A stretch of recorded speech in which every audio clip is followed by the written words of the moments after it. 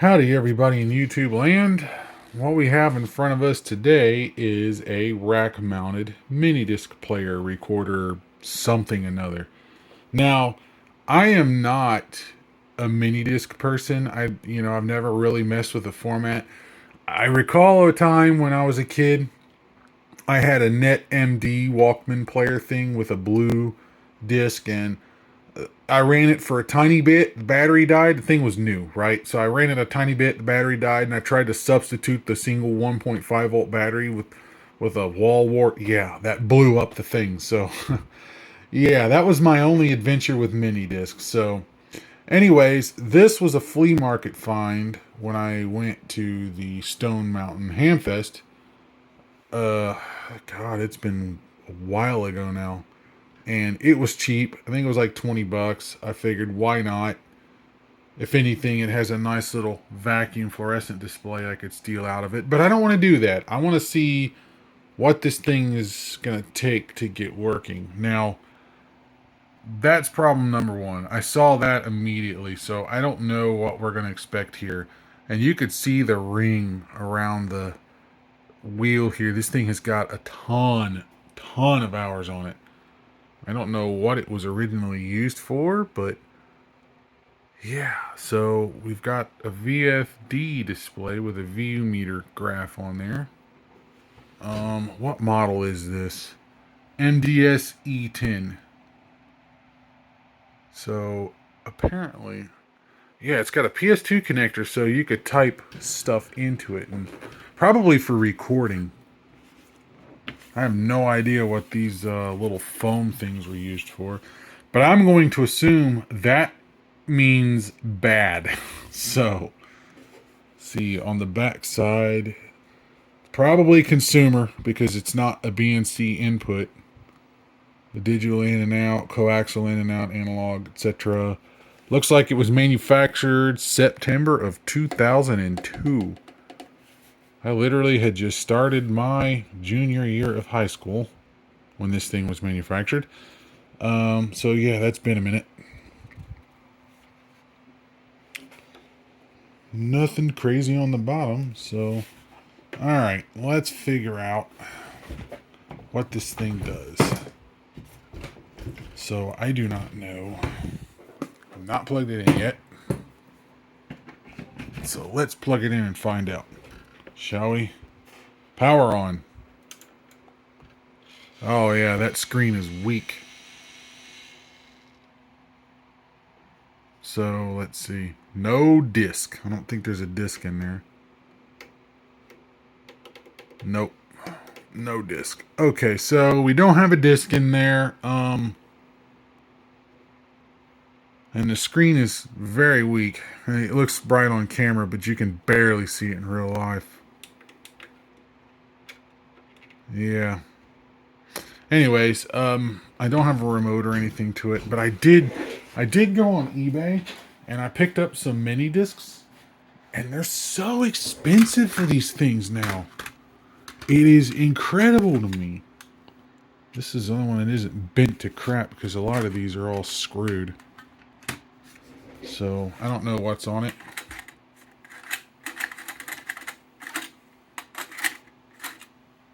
Nope, not taking it. There's nothing in there. It says there's no disc. Let's find out. Let's take a look in this door here. I don't see anything. Well, you can't see any camera, but let's get this in the light. Oh yeah, there's a disc in there. There's something in there. That is not good if it's saying, I wonder if I have a mode switch issue or a belt issue or something. Alright, well, we know there's an issue. So, it's always a question of how much time am I willing to put into something like this when I don't care about it. Good question. But you know what? It makes for good video content. So let's figure out what we got going on in it. Because hey, this might be an easy fix. It may not be. I don't know. Whatever the case, it's been used a ton. So, it's already got a disc in it, so I didn't have to buy these. But, whatever. I have them now. Okay. It looks like I'm going to have to take all of these screws out. I don't have a tripod, so I'll be back in a minute. Now that I have the lid off, hopefully we can kind of get a better idea of what's going on with it. But the circuitry, there's a ton of stuff in here. Lots of capacitors. And 2002 puts it right in the plague era too. So, but I don't see anything showing any signs of poppage or bulginess. So we might be all right. I think that's supposed to be closer to the disc though. Looks like a standard magneto-optical. All right. Power on.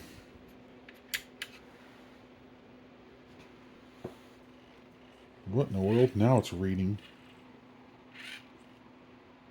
No name. Ah, well, it's got something on the disc. But, yeah, that's clearly not going to work. Okay.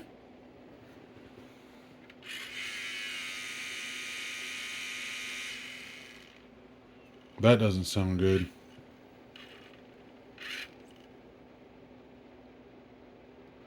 Alright, so it sounds to me like we've got a couple issues going on. We've got... That's broken off, so we got to fix that. That's not a huge ordeal. But more importantly, it sounds like we got a bad belt. Yeah. Sounds very broken. Okay. Well, let's keep taking it apart and see what we run into. Alright, so after extracting out all the parameter screws, I could pull this face off and then unplug this out from over here, which is going to be fun to get back in there, but I'm going to have to unplug it from this side and then plug it in later. But I want to take this off so I could actually get to the board where the play button is. And also be careful because this door is now loose and it wants to fall out of the socket, and it's got a spring attached to it. And I really don't want this getting lost, so I'm just going to leave that alone. But I am going to take this off so I can see what we got going on in here, because that is all Quirko twinkulated out. Probably needs a bit of glue. It looks very, yeah, mangled. But it's probably not going to be too bad. We'll just have to see. No biggie. I can always glue that back. Alright, so I got this mechanism completely out, and I took that little shield off the top just so I can kind of see what's going on. And the first thing I noticed immediately right away is up under here, which you can't see because I have no light, but right up under here, there's a nasty belt that's decided to just turn into goo and break apart. So that is likely my issue with the mechanism. Now, with that said, I've never worked on a mini disc unit. I've never had one apart. I've never, I don't know anything about them as far as, just the standard stuff you see online. So I don't want to just go tearing this thing apart without at least consulting some information online or the service manual, because I don't want to just rip it apart and actually break this thing or knock it out of time, because a lot of these mechanisms are timed to a specific positioning with the cam gears and all this other stuff. And this little head on the top, which this is just a magneto-optical drive, so this is an erase head, and I don't want that thing smacking or getting broke or anything like that. So I don't want to mess with this right now until I get the right information. But what I can do, though, is start working on the faceplate, which is this broken button here. And it looks like the little hingy thingies broke right off at the base. So if I can line this up just right, I might be able to glue this guy back in place. Potentially. Now, these are completely screwed. These little the outer pegs are completely just gone. They're yeah. So that's probably just to prevent you from pushing the button down too far. But they're done. This one here just broke completely off too. I mean, someone just kind of like jammed their finger into it, and you can see what's happened here as well. I mean, this is just bad. So, it'd be more beneficial to find a parts unit, but I just don't want to put any money into this thing, not more than what I have to. So, yeah, I'm kind of at a crossroads with that at the moment. So I'm just gonna patch that together using my Plasti-Weld stuff over there. I'm hoping this is ABS. I don't honestly know, but there's only one way to find out. Because if it's not ABS, it's not going to work. It ain't going to look perfect, but I got it propped up and I'm kind of gluing it down right now. Because this little standoff was all shattered while this one's still present, so it's not going to be exactly flat and flush to the front, but it hopefully should be functional. Meanwhile, now I got to figure out how this comes apart. So, first thing I noticed right away is I'm going to have to remove the erase head, I think, or the connector to it, but I'm not sure. Okay, so you're hooked back there. It's looking like there's not a whole lot to it. There's a spring holding it down. See, that makes sense. There's a slidey rail. Okay, so that top half has to be removed. Probably from... because this pin has to come out, which means I can't... Okay, I see what it's doing here. So this has to rock forward so I can slide it out and away, because this pin has to slide out, but I can't do that with this tray in the way. So how... this is not straightforward. No. Yep, time to consult a manual. Oh, dare I say it, a manual. Alright, so I was able to get the disc out. Luckily, that was fairly easy. All I did was just push this thing in, which popped it up, and then I just slid it out, and then now the disc has been removed. I'm hoping it makes it more obvious to remove the mechanism apart, but I can see that belt all nastified in there now. So there's my issue. So I'm wondering now that it's out, because there's a tab back here that has a ramp on it. So it makes me wonder if this is how it comes out, because there's no other way for this thing to come out. Ah, yeah. It's exactly what it is. Sure enough, the disc had to be out of there. There's no choice to get around that. Yeah, melted belt syndrome. That's going to be fun to clean up. Oof. Welp. Time to get busy. Man, this thing's dusty. We're going to have to de-dustify this guy too. It's fun stuff. But I think we can manage.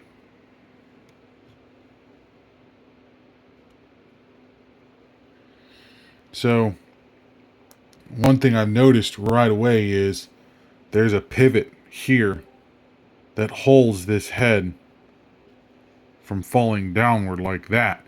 So if I move this or this thing is going to come crashing down. So I don't want to do that. Yeah, because that would be very bad for a lot of ways. That belt was absolutely nasty to get cleaned up. I mean, it's still not perfect, but I can't get it all out of there. So hopefully in this belt kit that I bought eons ago, there's going to be one small enough that will fit in there. I don't know that there will be, but I will try. Well, unfortunately, it looks like my Amazon belt kit does not have a belt small enough. Those are the smallest belts, which are way too large for that. And that seems to be a common theme with these. It's like a multiple size belt kit, but when they say multiple size, they aren't actually multiple size. They're all the same size, which is this size here. There's like a billion of those.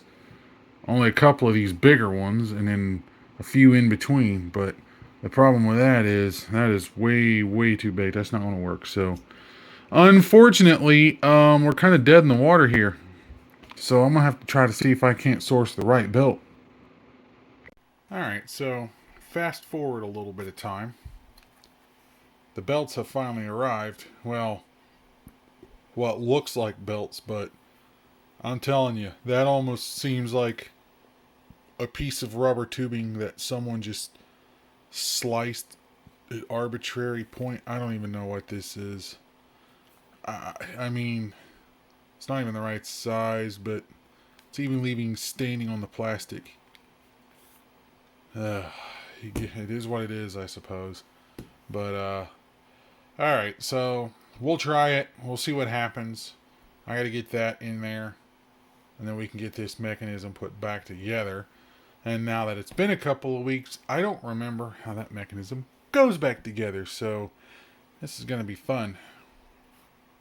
Well, it's in there. Kinda.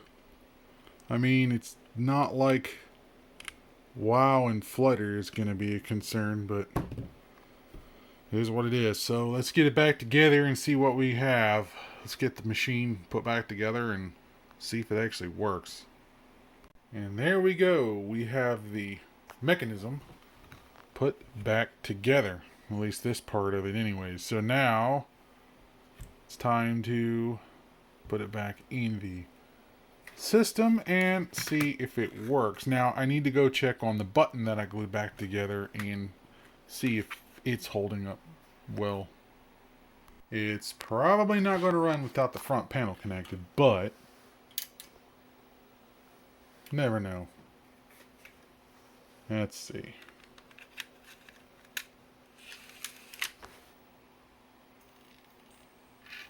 Wow. It worked. Okay, so let's get the front panel connected. So that I don't have the screws in just yet, but it's been sitting for a while, so it should be okay. I got the button in there as best as I could with some glue. It's not perfect.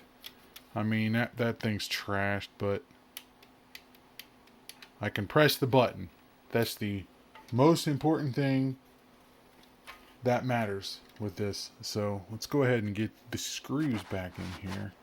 There should be 1, 2, 3, 5. There should be those right there. So we'll get the screws in. We'll start getting this thing put back together.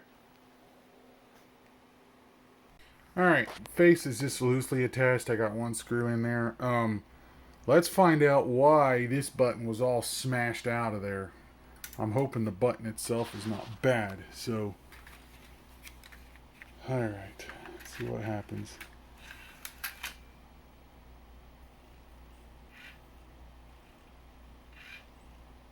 Alright, let's hit play. It's working. Dang. That VFD display is weak though, but it is working. I am amazed. It's working. Wow. Okay. Alright, so let's get some sound hooked up to this thing and see what that is. Well, the latest wreck reported now is going to be Ebenezer Road and Gleason Road. Still cleaning up that problem on Mississippi Parkway northbound between Lovell Road and Hardin Valley. A lot of backup on the interstate there this afternoon. Interstate 40 both east and westbound. Mississippi Parkway, Interstate 140 both north and southbound on that. Minor wreck still Chapman Highway, Johnson Beer, and West Embry Road at Cave Road. They're still working to clean that one up. And one at Blount County, Old Knoxville Highway at Sam Houston School Road. It's Teacher Appreciation Days at Ripley's Aquarium in Gatlinburg. That's right, Teacher Appreciation Days this weekend, October 2nd and 3rd, Ripley's Aquarium in Gatlinburg. This is Metro Skywash Traffic. That really sounds like this thing was from a radio station, because this was the disc that was left in it. Interesting. All right, it's all put back together. Everything's good. So here's the extra belt left over, and there's an extra screw left over, which means I did something right. So, all right, we'll plug this guy back in, and hopefully there's a disc still in there. So the original radio station disc is in there. Seems to be working fine. We're all good there. So I have some discs over here, but most of these are blank. So these, I don't think there's anything on these.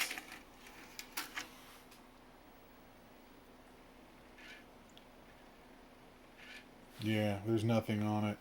So anyways, those are okay. So we'll put you back in there. I'm not going to do any recording right now because I don't have any equipment to plug in there at the moment. Plus, I don't have the remote or anything for this machine. So not much I can do about that right this second. But anyways, quick little video repairing a Sony Minidisc MDS-E10.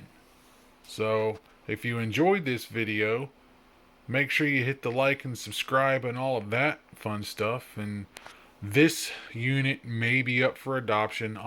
I'm probably going to sell it. I don't know yet, but I'm probably going to sell it for a lower price because I definitely am never going to use Minidisc for anything. So it's probably going to go bye-bye. But anyways, thank you for watching. Until next time.